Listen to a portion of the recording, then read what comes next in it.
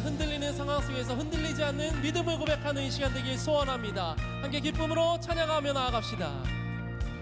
주님 뜻대로 살기로 했네. 주님 뜻대로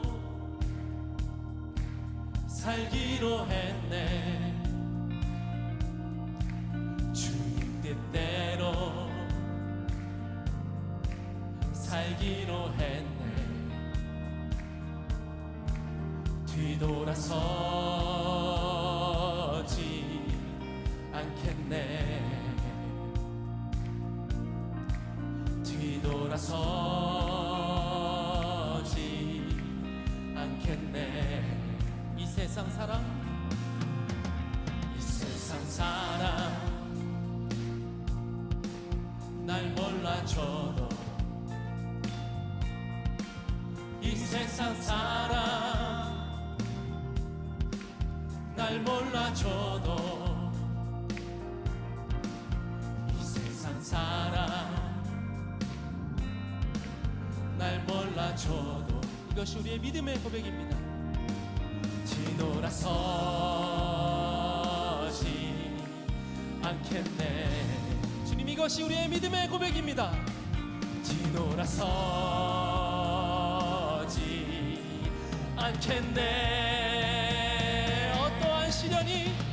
어떠한 시련이 와도, 수많은 유혹 속에도 신실하신 주님 약속 나 붙들리라.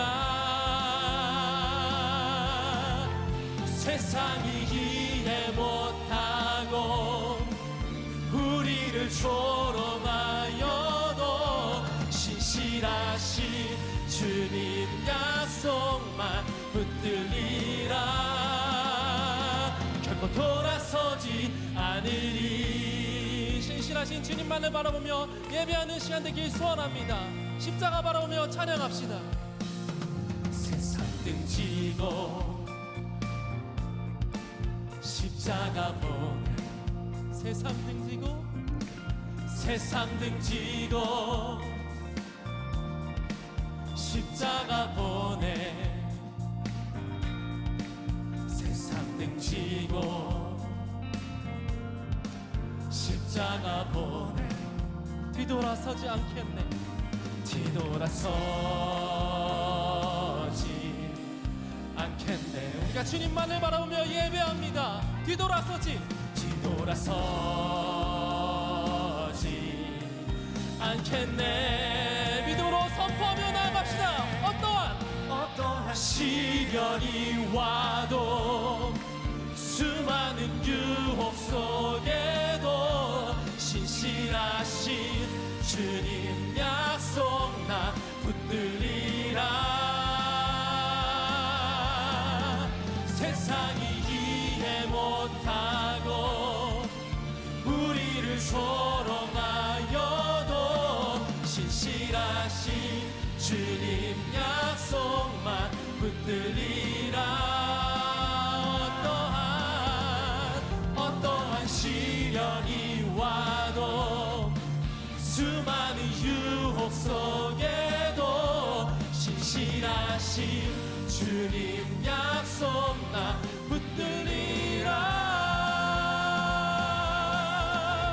세상이 이해 못하고 우리를 조롱하여도 신실하신 주님 약속만 붙들리. 신실하신 주님을 바라보며 목소리로 찬양합시다.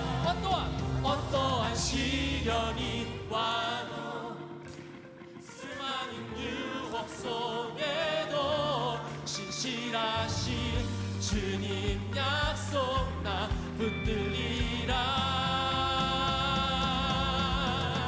세상이 이해 못하고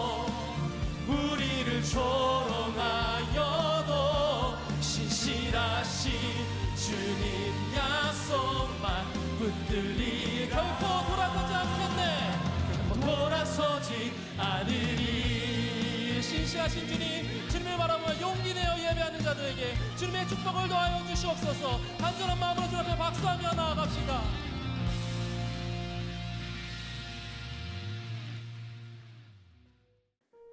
우리의 삶을 양보하십시오. 그의 아들을 이방에 전하기 위하여 그를 내 속에 나타내시기를 기뻐하셨을 때에 내가 곧 혈육과 의논하지 아니하고. 갈라디아서 1장 16절. 하나님을 위한 일꾼으로서 우리는 하나님께서 역사하시도록 양보하는 법을 배워야 합니다. 곧 하나님께 우리의 안방을 비워드려야 합니다. 우리는 인간적인 계산과 측정에 따라 이런저런 일들이 발생할 것이라고 말합니다. 그러면서 하나님께서 원하시는 대로 우리의 삶을 간섭하시도록 양보하는 것을 잊을 때가 많습니다. 따라서 전혀 기대하지 않는 가운데 설교나 만남 중에 주님이 찾아오시면 우리는 깜짝 놀라게 됩니다. 우리가 예상한 특별한 방법으로 주님께서 오실 것이라고 기대하지 마십시오. 단지 주님을 앙망하십시오. 그러한 자세가 곧 주님께 우리의 삶을 양보하는 것입니다. 그분이 오시기를 기대하되 내 생각대로 오실 것이라고 확신하지 마십시오. 우리가 아무리 하나님을 많이 알아도 주님은 어느 때나 상관없이 우리를 간섭하실 수 있음을 기억하십시오. 이러한 주님의 역사에 우리는 깜짝 놀라는데 이것이 하나님께서 역사하시는 방법입니다. 하나님은 갑자기 인생을 찾아오십니다. 하나님께서 가장 기뻐하시는 그때에. 항상 하나님과 긴밀한 관계를 유지함으로써 그분의 놀라운 능력이 당신 삶의 모든 영역에 침투하도록 하십시오. 언제나 기대에 찬 상태에 계십시오. 하나님께서 원하시는 대로 하시도록 우리의 삶을 양보하십시오. 1월 25일 김병삼 목사의 매일 만나 365, 오늘 25번째 시간입니다. 오늘은 우리의 삶을 양보하십시오, 이런 제목으로 말씀을 나누려고 하고요. 오늘은 단 하나의 주제로 양보하는 법이라고 하는 주제로 말씀을 나누려고 합니다. 계속해서 사도 바울의 이야기로 묵상을 열고 있습니다. 챔버스가 아주 흥미로운 표현을 쓰고 있는데요. 하나님께 우리의 안방을 내어드리라, 그런 표현입니다. 이 표현은 아주 상징적인 의미를 가지고 있는 것 같습니다. 안방이 의미하는 것이 그런 것이죠. 가장 내밀하고 가장 깊은 곳에 있는 방. 아무도 쉽게 손님에게 이 안방을 내주지 않습니다. 안방을 내주는 경우라면 그분에게 마땅히 나의 가장 귀한 것을 드릴 가치가 있을 때, 그것이 인정될 때 우리는 안방을 내어드릴 수 있겠죠. 또한 겸손히 무릎 꿇을 마음에 준비가 되어 있는 상태, 그때 우리는 안방을 내어드릴 수 있습니다. 다른 말로 표현하면 전적 위임, 우리가 많이 쓰는 말이죠. 전적 위임. 이 말의 뜻은 하나님이 일하시는 방식에 우리가 함부로 간섭하지 않겠다, 이런 의미고요. 전적 위임은 전적으로 그분의 방식에 신뢰하겠다, 이런 의미이기도 합니다. 또한 기꺼이 순종하겠다는 의지가 포함되어 있기도 합니다. 내 생각과 달라도 말이죠. 챔버스의 글을 인용합니다. 우리가 예상한 특별한 방법으로 주님께서 오실 것이라고 기대하지 마십시오. 단지 주님을 앙망하십시오. 그러한 자세가 곧 주님께 우리의 삶을 양보하는 것입니다. 그분이 오시기를 기대하되 내 생각대로 오실 것이라고 확신하지 마십시오. 우리가 아무리 하나님을 많이 알아도 주님은 어느 때나 상관없이 우리를 간섭하실 수 있음을 기억하십시오. 우리 신앙의 오류가 이런 것이 있어요. 하나님과의 관계를 유지하지 않으면서 안방을 내어드렸다고 착각하는 경우죠. 아니, 우리가 아무리 안방을 내어드린다 해도 그분과의 친밀한 관계가 없으면 그분은 우리들 속에 들어오시지 않습니다. 챔버스의 말 가운데 이런 것이 있습니다. 하나님이 기뻐하실 때 언제라도 들어오실 수 있도록 심령의 사랑방을 마련해두라. 요즘 얘기로 이렇게 물을 수 있을 것 같아요. 얼마나 친한데 하나님께서 우리들의 안방에 들어오신다고 할 때 물을 수 있는 질문, 얼마나 친한데. 창세기 18장에 보면 하나님께서 소돔과 고모라를 멸망시킬 계획을 아브라함에게 말씀하시는 장면이 나옵니다. 17절에 이런 구절이 있죠. 내가 앞으로 하려고 하는 일을 어찌 아브라함에게 숨기랴. 하나님께서 아브라함에게 나타내셨어요. 그리고 조카 롯을 위해 중보하는 아브라함의 기도를 들으시고 그를 살려주시죠. 하나님은 하나님의 방법으로 그에게 찾아와 말씀하셨고 하나님의 뜻을 나타내시기를 원하시는 분이고 하나님과의 긴밀한 인격적 관계를 맺고 있던 아브라함은 하나님께 기도할 수 있었습니다. 지명을 읽으면 성경이 보인다라는 책에 이런 이야기가 있습니다. 1900년에 태어나 중국 역사의 격동기를 살았던 훌륭한 중국교회 지도자 중에 왕밍따오라는 사람이 있습니다. 본래 그는 유명한 정치가였다고 합니다. 예수님을 영접하고 난 후에 중국 교회를 엄청나게 성장시킨 그런 지도자이기도 하죠. 그런데 그가 이 지도자의 길을 걷기 전에 약 3년 동안 가택연금을 당해서 아무것도 할 수 없었던 행동의 제약을 받았던 그런 시기가 있었답니다. 왕밍따오는 그때를 이렇게 회상합니다. 처음 며칠 동안 빨래하고 밥 짓고 옷 입고 하는 사소한 일들에 심지어 하나님까지 원망하며 지내다가 결국 위대한 정치가가 되는 것뿐만 아니라 위대한 설교가가 되는 꿈마저 포기하게 되었다. 그러나 가사일만 하는 것도 아멘이라고 말할 수 있을 때 비로소 하나님께서 사역의 문을 열어주셨다. 모든 헛된 야망과 소망을 포기할 때 많은 눈물과 희생이 필요했지만 그렇게 고백하기까지 하나님은 기다리신 것이다. 저는 이런 생각을 하게 돼요. 하나님께 모든 것을 내어드렸을 때 비로소 하나님이 일하기 시작하셨다. 이것을 챔버스는 양보라고 표현을 하고 있죠. 오늘 묵상에서 챔버스는 하나님이 우리를 사용하시도록 자신을 양보하는 방법을 또 이렇게 제안합니다. 첫 번째, 항상 하나님과 긴밀한 관계를 유지할 것. 두 번째, 늘 기대에 찬 상태에서 하나님의 능력이 임하기를 갈망할 것. 그런데 하나님을 믿는다고 하면서도 우리들에게 이 기대감이 전혀 없는 경우가 있죠.